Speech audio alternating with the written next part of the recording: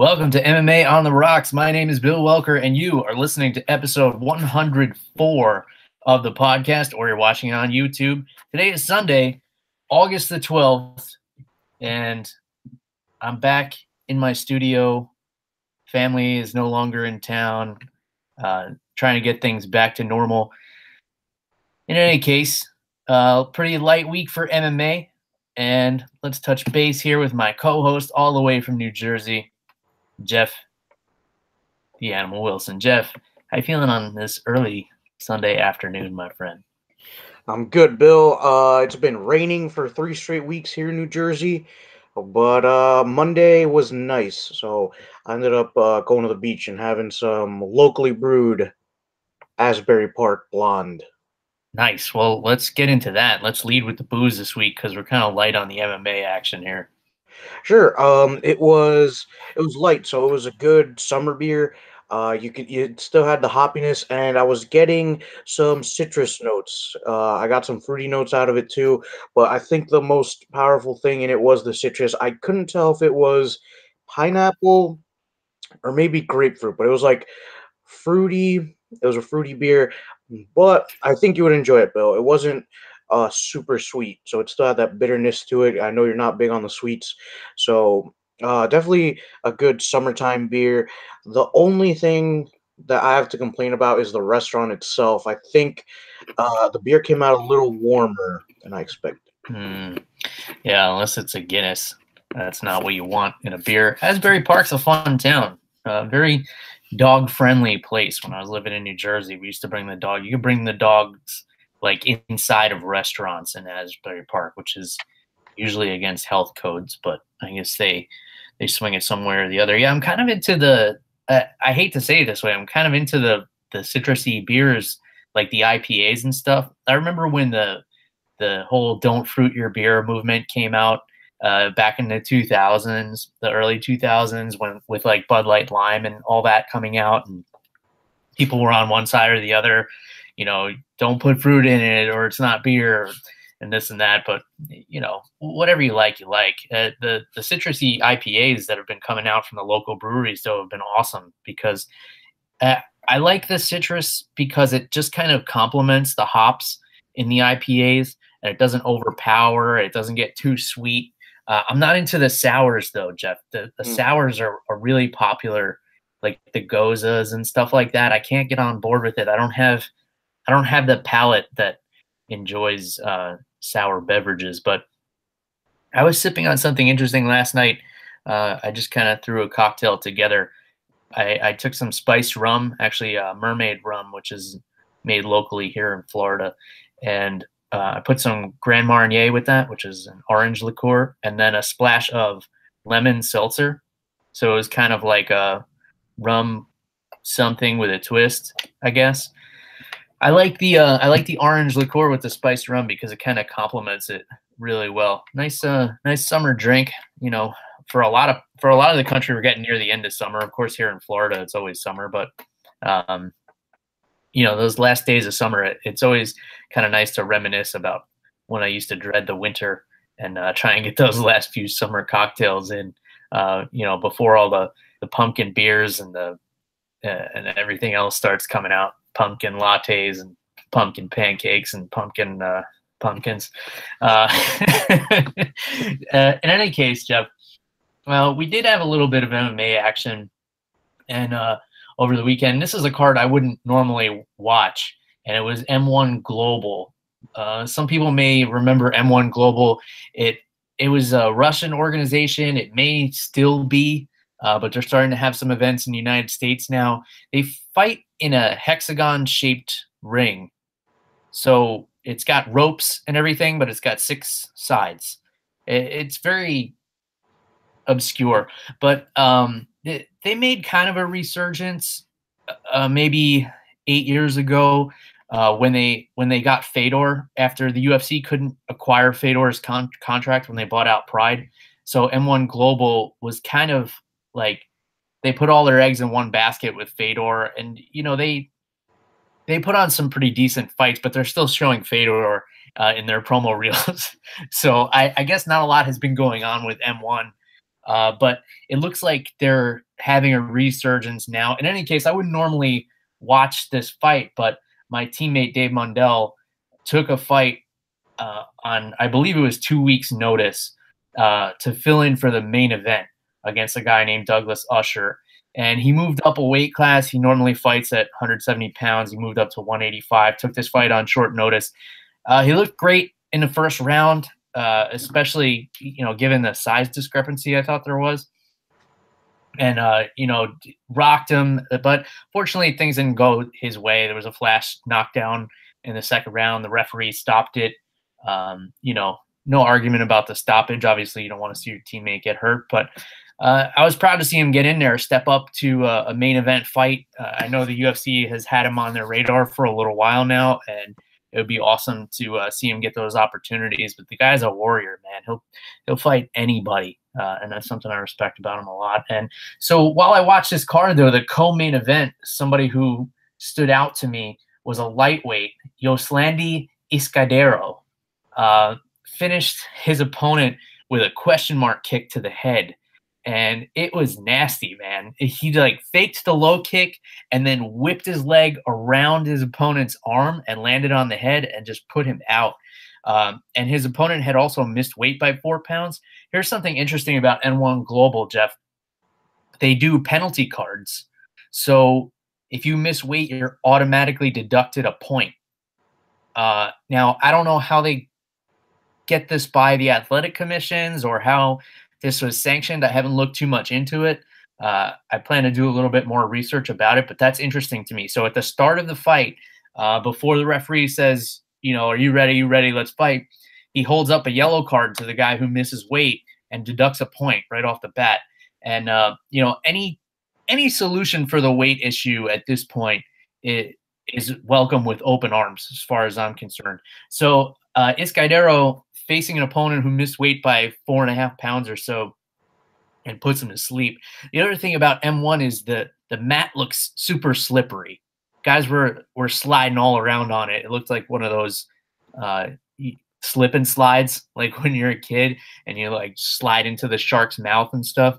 I never had that one, though. We would just run a hose over a tarp in my backyard because that's how we did it in my neighborhood. And in any case, Jeff, I know you didn't catch any of these fights, but I was texting you about them this morning. So pretty decent card. They had Luke Sanders, UFC fighter, who is actually fighting in 2 weeks on the Nebraska card, UFC Fight Night 135.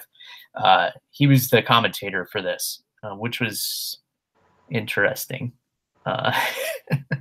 Some of these fighters are really good and transition well to television, and then others are interesting, and I'll leave it at that. So M1 Global, other than that, not a whole lot of MMA action going on, but this coming week we have Thursday and Friday. We have Professional Fighters League on Thursday, August 16th, and then we have Bellator on the 17th. Nothing to cancel plans about, but some pretty decent cards. What's on the top of your mind, Jeff, before we get into breaking these fight cards down here?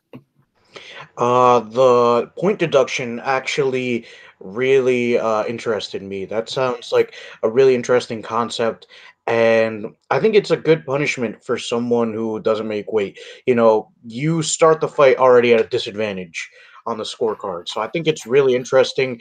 I kind of agree with you. I'd like to learn a little bit more about that. But Bill, before we get into any of these fight cards, there have been, and also credit to your teammate Dave, dude, because to get in there and fight someone on 2 weeks' notice, main event spot, that's a really tall order for anybody. So Yeah. and going up a weight class, which to me, 15 pounds is a giant jump. I feel like there should be some sort of another weight class in between welterweight and middleweight, but much credit to your teammate. And I know he'd probably perform a lot better with a full training camp. Um, but Bill, uh, there's been some movement in the Twitter sphere. There's TJ Dillashaw has been beefing with this boxer who I didn't even know was a boxer until yesterday afternoon, Gervonta Davis, and they've kind of been going back and forth, saying that they could knock each other out in one round.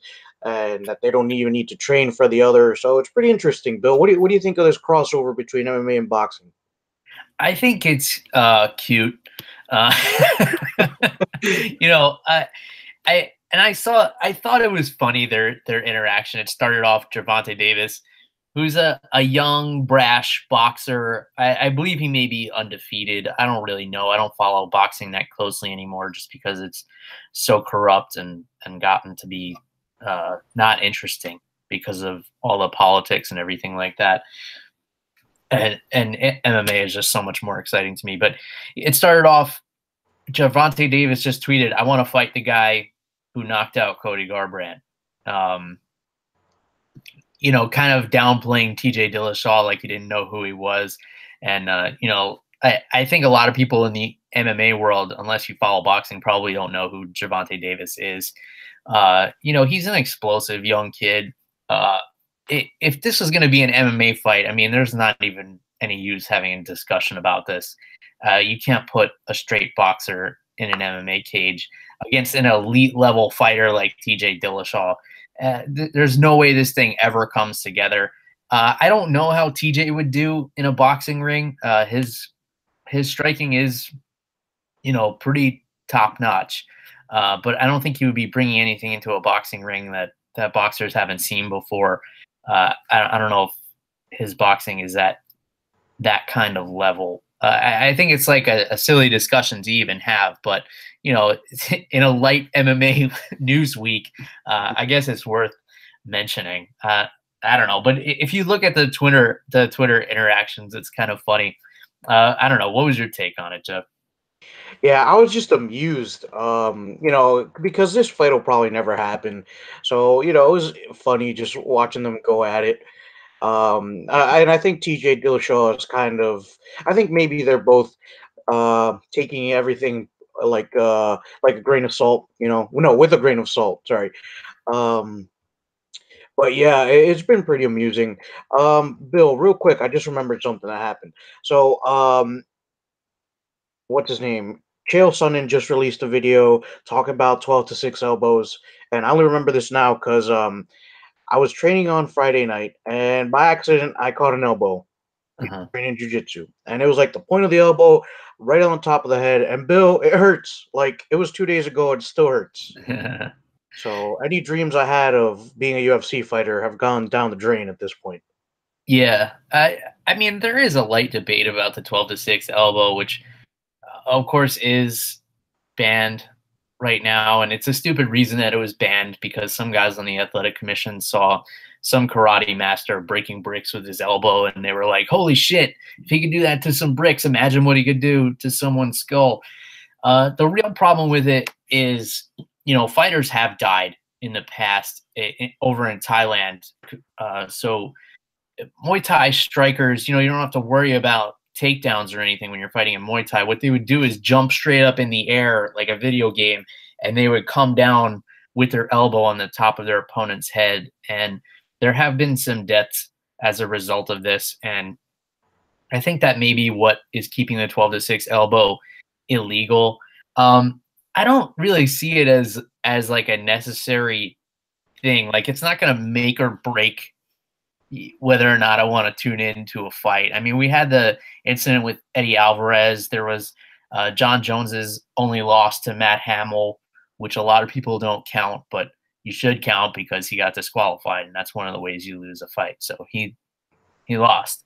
But other than that, this doesn't really come up that much. And I know Daniel Cormier and Joe Rogan were kind of going back and forth about it on the broadcast last week, and I didn't really catch it because I was watching this at a bar, and I typically don't have the sound very high when I'm watching the pay-per-views anyway. But I think Joe Rogan's a big advocate of getting rid of the 12 to 6 elbow, and Daniel Cormier said, he's in favor of keeping the rule. And I think Rogan was surprised. He said, you're the only elite level fighter I've ever heard say that. But of course, Daniel Cormier wants to keep it because it affected his biggest rival ever in John Jones. If you change that rule, then you acknowledge the fact that John Jones probably should not have been disqualified.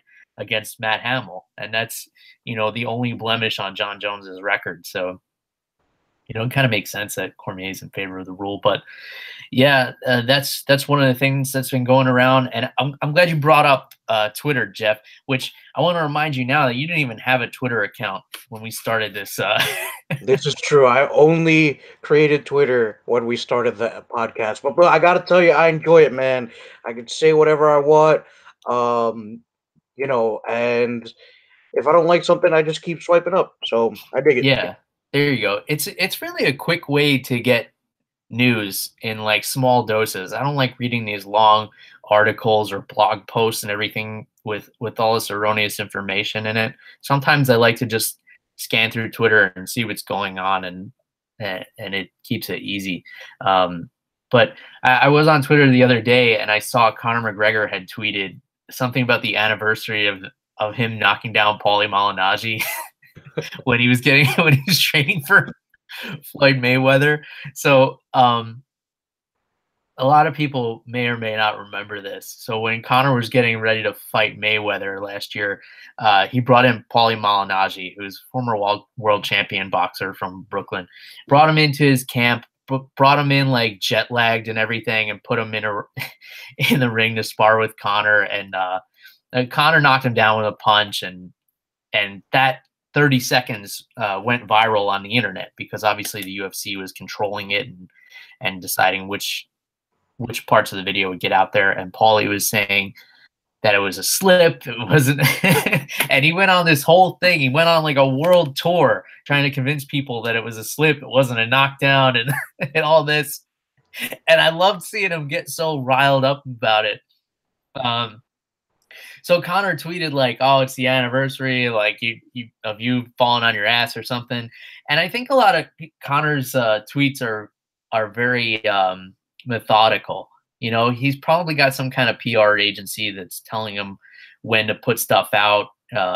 He doesn't remember the anniversary of that knockdown or the release of the video or whatever. Like a lot of these fighters, they are working with PR agencies to help them kind of build their online presence and stuff like that, because it's really important for marketing your brand as a fighter these days.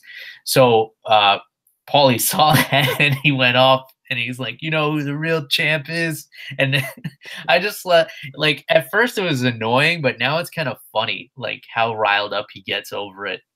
Did you catch this one, Jeff? Yeah, it was really amusing just seeing Paul Malignaggi just get so worked up. It's not that big of a deal, but it is amusing. I mean, I guess he doesn't have too much going on these days now that he's retired from boxing, so it is pretty amusing. Bill, there was something I was going to ask you, and then I completely forgot what it was. All right, couldn't have been that important then. Yeah, I guess not. In any case, before we move on from the Twitterverse, if you want to get a hold of Jeff on Twitter, it's @animal_Wilson. But if he doesn't like what you're saying, he's just gonna scroll up. So let's talk a little bit about this Professional Fighters League card, Jeff. We got into it a little bit last week. You and I are both fans of this format here. They have the tournament system. Of course, the winner in each weight class has the chance to win $1 million prize, and it's based on points. You don't get points if you miss weight, which we're both a fan of. And then if you get a finish in the first round, it's worth more than, say, a decision. So it really forces fighters to push the pace, and it's made for some really exciting fights. So definitely check out Professional Fighters League if you have nothing to do on a Thursday night, or just set your DVR and watch it on Friday after work, or Saturday morning, whatever the case. So this card is going to see a lot of the fighters entering the second round of the tournament. So the main event, Ray Cooper III, who's coming off a knockout win over Jake Shields, is fighting Pavel Kush. And then we have Khabib Nurmagomedov's cousin, Abubakar Nurmagomedov, who's coming off a submission loss. He's going to be fighting against Jonathan Weston. So it's kind of interesting, this tournament, the point system, because even if you lost your first fight, if the guy in first place doesn't have a lot of points and you get a first round finish, then you're bumped right back up into contention for this $1 million prize. So just looking up and down this card, we have some UFC veterans on here, as always. John Howard fighting Bruno Santos, Rick the Horror Story fighting an undefeated fighter in Carlton Minus, and of course Jake Shields is back. Pretty quick turnaround after getting knocked out by Ray Cooper. He's fighting Herman Tirado, and then Eddie Truck Gordon on here as well. The fight I'm most excited for, Jeff, Kayla Harrison in her second mixed martial arts fight. Of course, Kayla Harrison, Olympic gold medalist in judo, and she trains under the Renzo Gracie banner. And you and I have had some interactions with her. Really awesome to see her getting into MMA. She's stepping up in competition this time, taking on Josette Cotton, who is 8-1. So it's going to be interesting to see how she does, the second time. She was very dominant in her debut, and I imagine she's only going to get more so as she gets comfortable in there, because she is a top-notch competitor. Thoughts on the Professional Fighters League card? I know I was kind of bouncing all over the place, Jeff. What's sticking out to you? So, Bill, first off, I like how these matchups are set because I'm looking at the card on my other screen right now, and a lot of these guys are matched up based on their points. So, if you have 5 points, you're probably going up against someone who has 5 points, maybe 6 points. So, I really like that. It makes the matchups pretty easy, and it's finally starting to take shape. We're seeing who's in first place, who needs to pick up the pace a little bit. And, dude, the fight that really stands out to me, well, there's two of them. The first one is Jake Shields versus Herman Tirado, just because, like you said, it's a quick turnaround, especially after getting knocked out.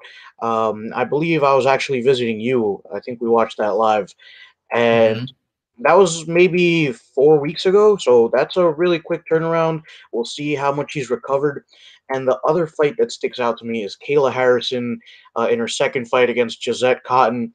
And Cotton is 8-1. I don't think you get there by being good at just one thing. I think you get there by having a couple of different tools in your locker there. So it's going to be really interesting. I think there's a step up in competition for Kayla Harrison.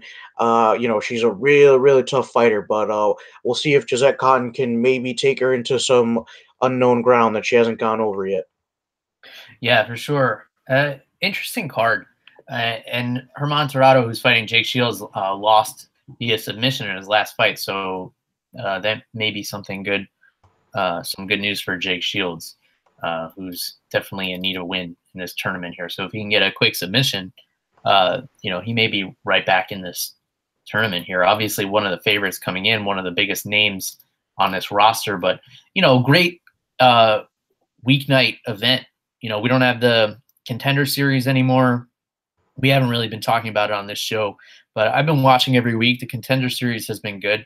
You get home on Tuesday night, you get some live fights. I haven't been watching them live, but I watch them on a little bit of a delay, try to stay off Twitter until I can catch them. But, I like the middle of the week stuff. It keeps things going. And apparently the Ultimate Fighter isn't going anywhere. So Dana White announced also that the Ultimate Fighter will continue on the ESPN Plus platform or on ESPN something, ESPN 8 the Ocho, perhaps, for any dodgeball fans out there.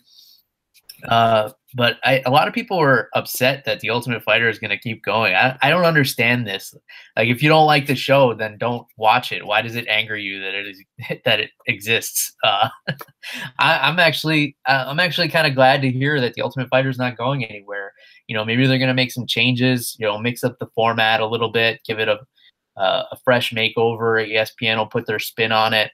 And it gets more eyes on the sport. Being on ESPN is going to be good for the sport in general, which means the fighters get paid better, which means we get to see better fights and so on and so forth. So I don't see how it's a bad thing for anybody. If it pisses you off that the Ultimate Fighter is going to stay on the air, then I don't know. I think you need to reevaluate your outlook on life, perhaps, because it seems to be a little too glass half empty.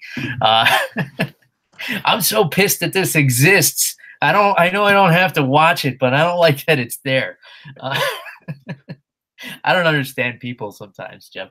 In any case, we also have Bellator on Friday.